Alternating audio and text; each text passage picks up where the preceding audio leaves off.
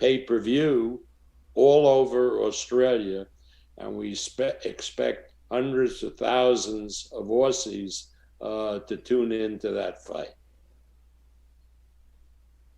Thank you, Bob. And sorry, I accidentally muted the boss, Bob. I'm sorry about that. I did not mean to mute you. Now joining us on the line, again, just as a reminder, raise hand button, private message, shoot me a text, and we will get to your questions. But now joining us on the line, live from Las Vegas, vis-a-vis Melbourne, Australia, Jason Moloney. Jason, same question I had for Bob, I had for you. A lot of people in and around the bantamweight division want nothing to do with Naoya Inoue, making excuses not to fight him.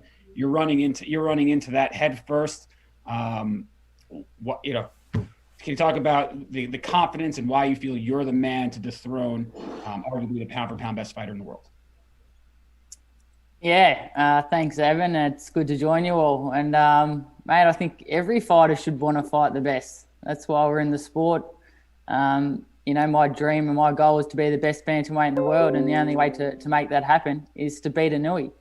And I've been working towards this opportunity and wanted this opportunity for a long time. My dream and my goal is to be the best bantamweight in the world, and the only way to make that happen is to beat. And I know I've got what it takes to beat him. And Saturday night's the opportunity to prove it, and I can't wait. I'm ready to go. And our first question, fittingly enough, comes from Down Under, Jason with Fight View 360 Australia. Please go ahead when ready, sir. Yeah, g'day, Jason. Congratulations on the opportunity, mate. My question is that if you are successful, you'll go up on the same lines as the biggest upset, along with Jeff Horn and Lionel Rose when he defeated Fighting 100 back in 1968. Looking to the future, where would you like to fight in Australia, and what stadium would you like to bring a huge fight to? What's Etihad or Suncorp or ANZ? And finally, the grand finals happened on the weekend. Richmond and the Melbourne Storm got up, as you can see there by my hat. Your thoughts on the grand finals for the weekend? Yeah, g'day, mate. Yeah, look, obviously not looking too far ahead. I've got a big task on Saturday night, but obviously once I get past Inoue, the sky's the limit, and I would love to have a massive, super fight down under in Australia. And, I think being from Melbourne myself, the absolute dream venue would probably be the MCG. To pack out the MCG with 100,000 people would be the ultimate goal and the ultimate dream, and beating Inoue and becoming a unified world champion, and one of this will go down as the biggest win in Australian boxing history. So I think we can get a lot of support behind me once I get past Inoue, and if we can fill the MCG, then geez, how special would that be? And then going on to the other half of your question, mate, didn't get to catch any of the grand finals over the weekend, but obviously great to see the Storm get up, and Richmond did a great job too, and looked like Dustin Martin absolutely cleaned up, so good on him. And thank you very much, Jason. And next we go to Matt from Behind the Gloves. Matt, please go ahead when ready. Hiya, Jason. Many people in boxing see Inoue as pound for pound number one, and also one of the most dangerous punchers in boxing at the minute. What do you see in his game that you feel that you can exploit going into your fight on Saturday? Yeah, obviously a great fighter. I've got a lot of respect for him, and obviously, like you said, he's got great power. But I see chinks in his armour. I think when he is extremely aggressive and obviously backs his power the way he does come in reckless at times, and can, he is there to be hit, and he can be as Donesh showed, he can be hit and he can be hurt. And I just back my ability, mate. It's not like I'm just looking at Inoue like, I can see this big weakness. I want to fight him for that reason.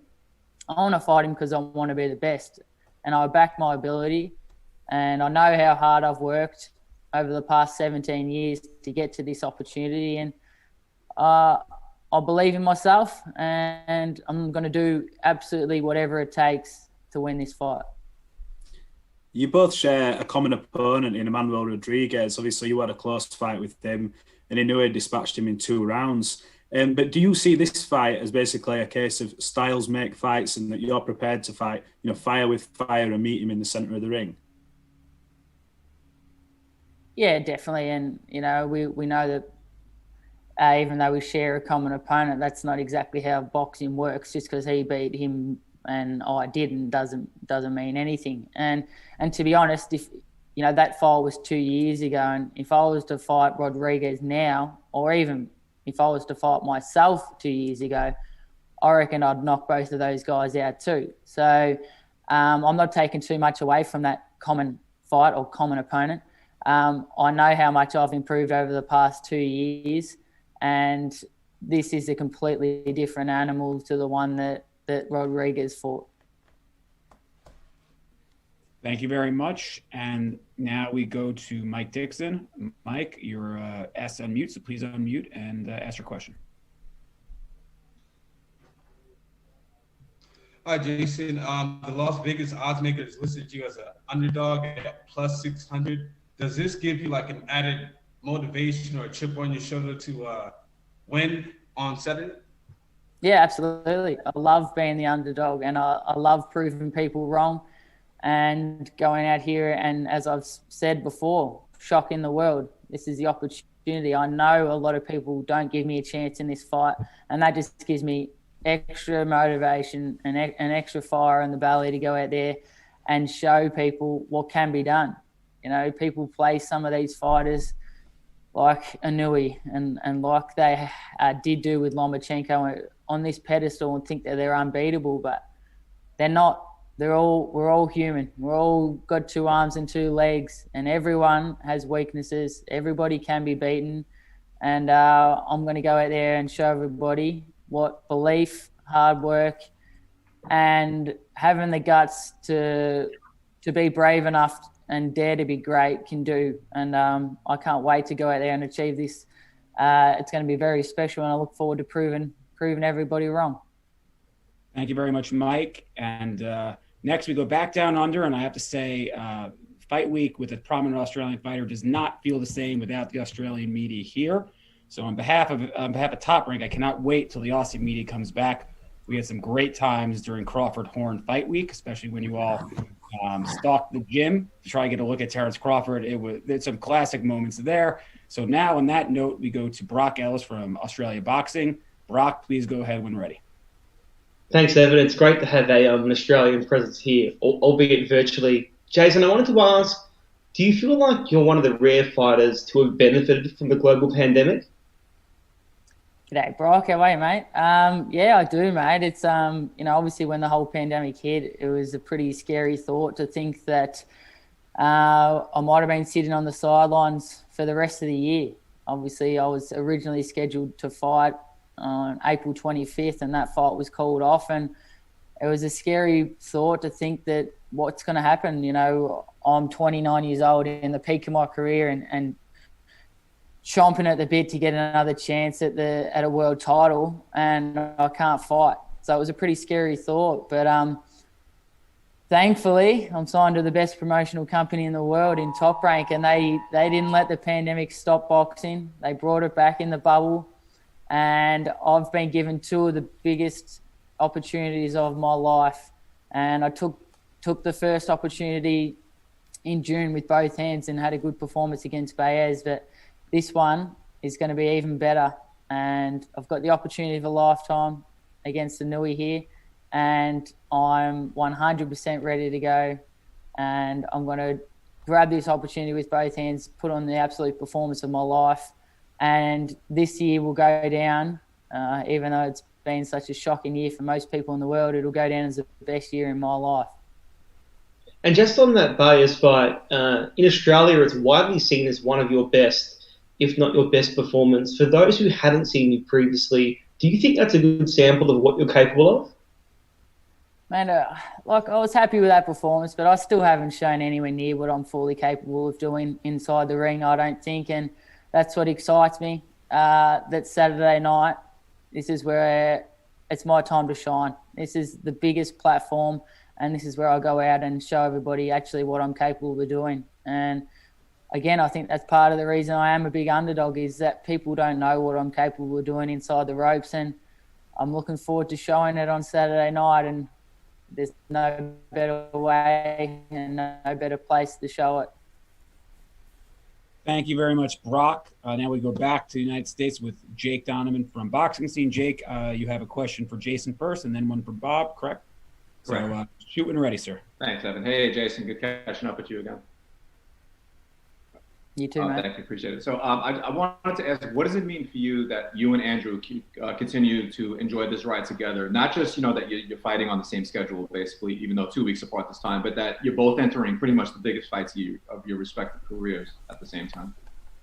Yeah, it's very special, Jake. It's, me and Andrew walked into the boxing gym together for our first day 17 years ago, and mate, there's been a lot of hard work and a lot of sacrifices, and we've been together every step of the way, and rolled the roller coaster together.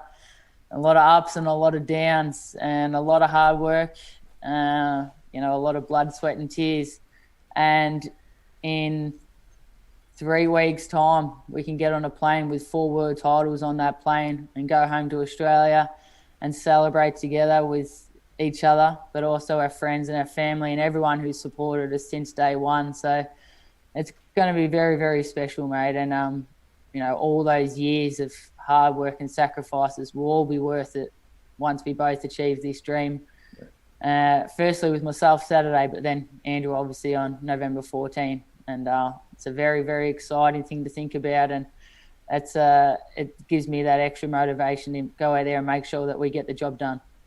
Great. Thank you so much, Jason. Best of luck this Saturday. And then, Bob, for you, I wanted to ask, as Jason mentioned, he and Andrew were supposed to come over here in April. Inoue and Casimiro were supposed to fight, I think, right a week after Jason's fight.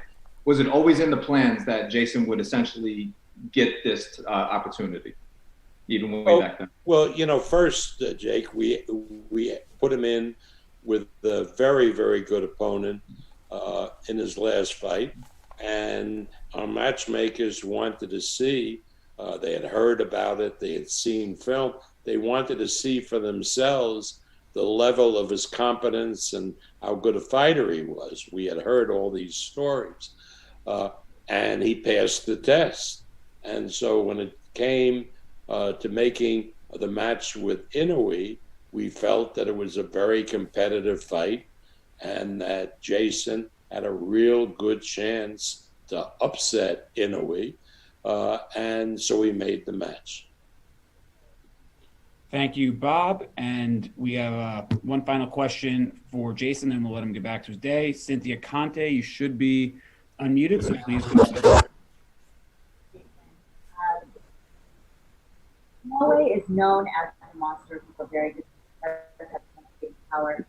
Cynthia, can you please, there's something going on with your volume. Can you please check your volume and then ask the question again? Sorry, you said it was a bit muffled. Can you hear me now? Still not great.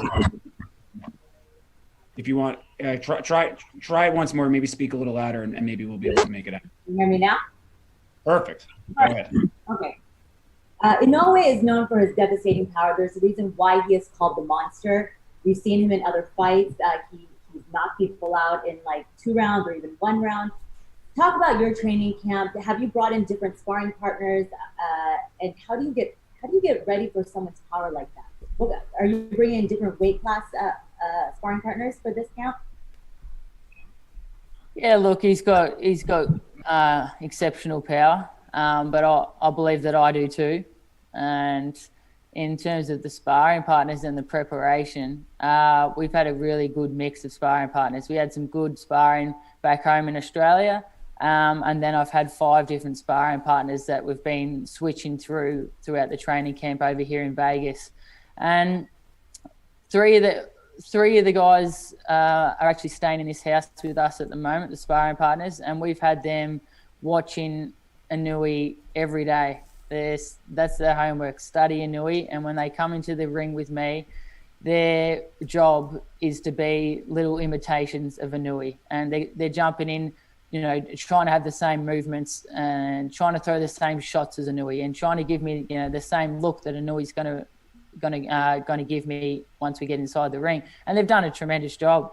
I've been going through 12 rounds and they've been getting in and out and giving me a fresh look, and all of them are coming at me as, a mimicked version of Inoue. And it's been really great sparring and really great preparation. I couldn't be more ready. It's the fight of my life, but this preparation's been the best preparation I've ever had, physically and mentally. I've never been in this sort of mind frame or this sort of shape, and I'm absolutely ready to go. And I'm confident that after all these years, Saturday night's going to be the best night of my life, and can't wait to stand in the ring at the end of that fight with those 3 bullets around my waist, and the sky's the limit after that. And I guess lastly, like you touched on with his power, it's a fight.